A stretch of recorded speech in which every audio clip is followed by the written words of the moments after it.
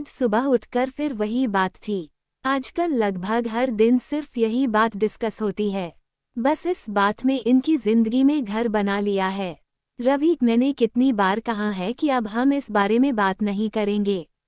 लता, इस बारे में बात नहीं करेंगे? अरे ये कोई छोटी बात है। आखिर तुम क्या छुपा रहे हो? रवि, बस अब तुम इस तरह की बात करके मुझे उकसाने की कोशिश करो ताकि मैं अपने आप को प्रूफ करने के लिए वो करूं जो तुम चाहती हो। अगर अब तक आपने हमारे चैनल को सब्सक्राइब नहीं किया है तो जल्दी से कर ले। लता, क्या तुम नहीं चाहते हो जो मैं चाहती हूँ? और अगर तुम नहीं भी चाहते तो क्या मैं तो चाहती हूँ। आखिर हर्ज क्या? हमारी शादी को 6 साल हो गए हैं। अभी नहीं तो कब? रवि, लेकिन तुम ही तो पहले मना कर रही, तो फिर आखिर अब ऐसा क्या हो गया? लता, पहले मना किया क्योंकि उस समय नहीं चाहिए था। प्लानिंग करनी होती है और अब चाहिए, इसमें क्या गलत है? रवि, लेकिन अभी क्या इतना समय हो गया है? हम लोग कुछ दिन और इंतजार कर सकते हैं। लता, लेकिन समय रहते ही अगर हम लोग सावधानी रखें तो फिर इसमें हर्ज क्या है? हो सकता हो बाद में हमें कुछ दूसरे तरीकों का सोचना पड़े। रवि, ठीक है, लेकिन अभी मुझे ऑफिस जाना है।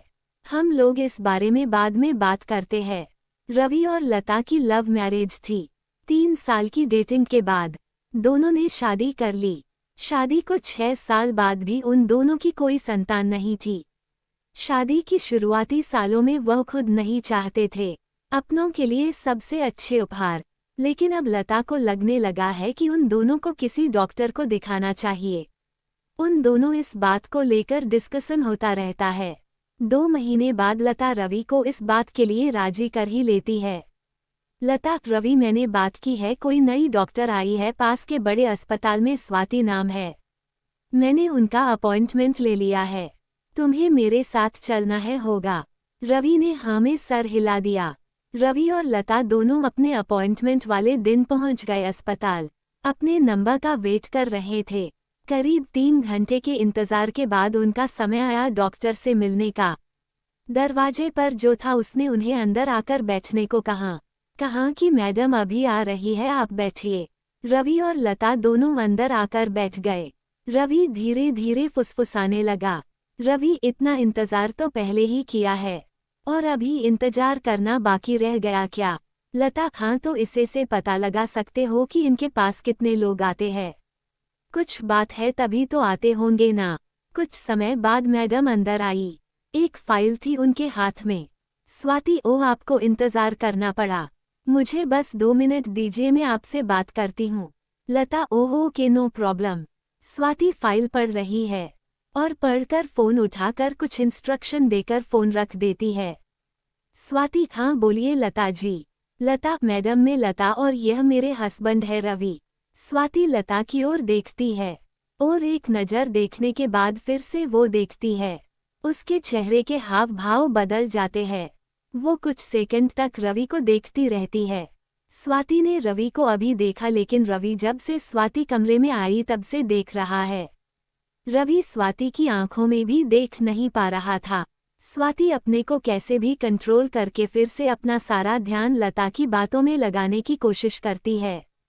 कुछ चेकअप वो लता के लिखती है और रवि के लिए उनके अस्पताल के ही डॉक्टर को मिलने की सलाह देती है।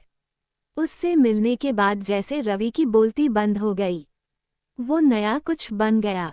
उसको पता था कि उन दोनों के बीच जो भी हुआ था उसका गुनहगार वही है, पर वो यह नहीं जानता था कि स्वाति से उसकी मुलाकात ऐसे होने वाली। जिंदगी उन्हें ऐसे मोड़ पर आकर मिलवा देंगी। रवि अपनी पुरानी यादों में खो गया। वो याद करने लगा उस दिन को। रवि अपने स्कूल में किसी के साथ झगड़ा कर रहा है। ये बात है उसकी 9 क्लास की। स्वाति उसकी क्लासमेट है।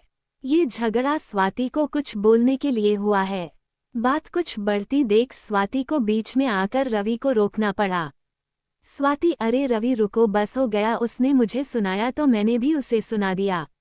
अब बात को खत्म करो, क्यों बहस कर रहे हो, बात को बढ़ा रहे हो। रवि, मैं बात को बढ़ा रहा हूँ, तुम्हारे लिए मैं बोल रहा हूँ और हर बार तुम मुझे ही बोलती हो। स्वाति, मत बोल, तू मेरे लिए, मैं अपने लिए बोल सकती हूँ। तुझे बोलने की क्या जरूरत है?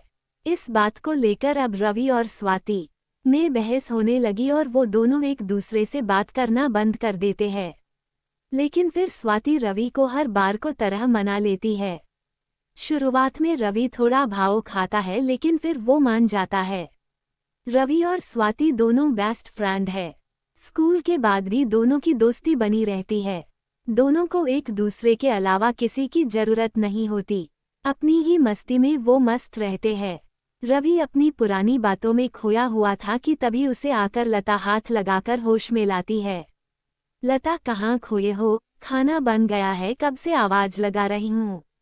रवि उठकर बैठ जाता है। आखिर इतनी अच्छी दोस्ती थी, फिर भी रवि की जिंदगी में आज लता है। स्वाति क्यों नहीं? रवि का दिन अब पहले जैसा नहीं रहा। वो सिर्फ ख्याल में ही खोया था। वो अपने ऑफिस जाने के लिए निकला जरूर था, लेकिन वो गया अस्पताल स्वाति से मिलने।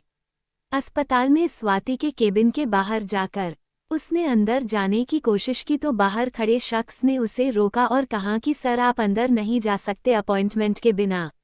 रवि ने कहा कि मैडम से मिलना मुझे जानती है, कहो कि रवि आए हैं। जब वो अंदर जाकर मैडम से पूछ के आया तो बोला कि मैडम ने बोला है कि जिसके पास अपॉइंटमेंट है सिर्फ उसे अंदर आने दो। रवि को जैसे थोड़ा बुरा लगा। उसे समझ आ गया कि स्वाति को अब उससे बात करने में कोई इंटरेस्ट नहीं है। रवि छोटा सा मुंह बनाकर वहां से निकल गया। रवि अपने ऑफिस गया। दिन भर बस यही सोचता रहा। उस पल को याद कर रहा था जब स्वाति मेडिकल एग्जाम की तैयारी करने के लिए अपने शहर से बाहर जाने वाली थी। रवि की फैमिली वो शहर छोड़ रही थी क्योंकि उनकी केवल एक संतान थी रवि। उन्हें लगा कि जहां रवि की आगे की पढ़ाई होगी वो भी वहीं रहेंगे। स्वाति और रवि दोनों ही अब उम्र के उस पड़ाव थे जब किसी के जीवन में प्यार की दस्तक होने लगती है। स्वाति, अब पता नहीं कब मिलना होगा। मेरा सपना तो तू जानता है कि मुझे डॉक्टर बनना है। रवि, मुझे एक बात बोलनी है। किसी भी बात को आप अपनी कमजोरी बना सकते हो या ताकत। मैं आज तुझसे एक वादा लेने वाली हूँ। रवि, क्या वादा? स्वाति, देखिए, तुझे भी पता है और मुझे भी कि हम दोनों अब सिर्फ दोस्ती नहीं बल्कि प्यार है। और मुझे ये भी पता है कि तू बोलेगा नहीं, मुझे ही बोलना पड़ेगा, तो मैं आज बोल रही हूँ आई लव यू। लेकिन यह एहसास हमारा है। हमारे माँ बाप ने हमारे लिए कुछ सोचा है। उनके भी सपने हैं। मैं चाहती हूँ कि हमारा प्यार हमारे फ्यूचर के आगे ना आए। कमजोरी नहीं, हमारी ताकत बने। हम दोनों पहले कुछ बन जाते हैं, फिर साथ होंगे, खुश होंगे। मैं तुझसे ये वादा करती हूँ कि मैं तेरी हूँ। क्या तू भी मुझसे करता है? रवि, तेरी हर बात मुझे मंजूर। पक्का वादा? और हाँ, लव यू टू। मैं शायद ही कह पाता। तूने सही सोचा। इतना कहकर दोनों ने हग किया। स्वाति की आंखों में आंसू थे। स्वाति, देख, मुझसे ज्यादा सुंदर कोई मिली और तू गया ना तो तुझे मार डालूंगी। रवि इन बातों में खोया ही था कि उसके फोन पर रिंग बजती है। कोई अननोन नंबर था। रवि फोन रिसीव करता है। वो फोन स्वाति का होता है। स्वाति, हाँ, तुम मिलने आए थे? वो अस्पताल था। अभी मिल सकते हो तो आ जाओ। मैं स्वाति उसे एक कैफे में बुलाती है। रवि और स्वाति अब एक दूसरे के आमने सामने है। रवि, कैसी हो? स्वाति, जैसे तुम छोड़ के गए थे वैसी हूँ मैं, बदलती नहीं। जो बात मैं करती हूँ उस पर रहती हूँ।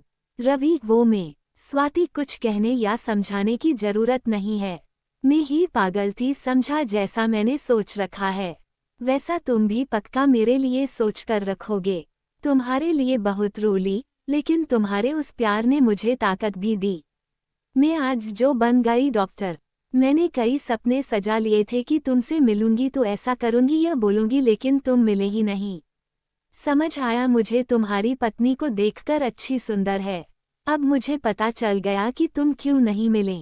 चलो कोई बात नहीं, मैं अभी उस जोन से निकली नहीं, इसलिए शादी नहीं कर पाई। पता नहीं आगे क्या होगा, लेकिन तुम्हारे लिए खुश हूँ।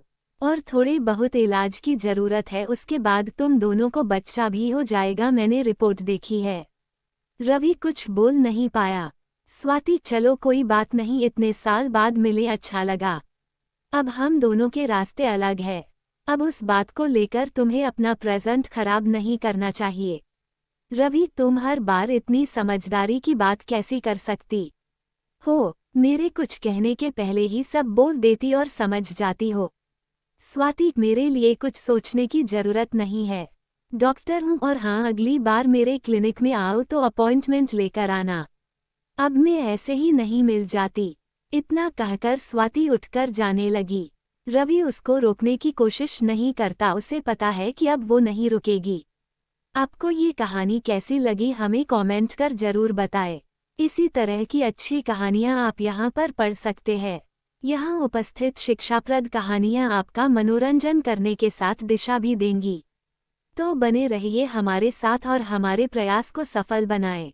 आप इस स्टोरी से क्या सीखे कमेंट में जरूर से बताएं। लाइक कमेंट करना न भूलें।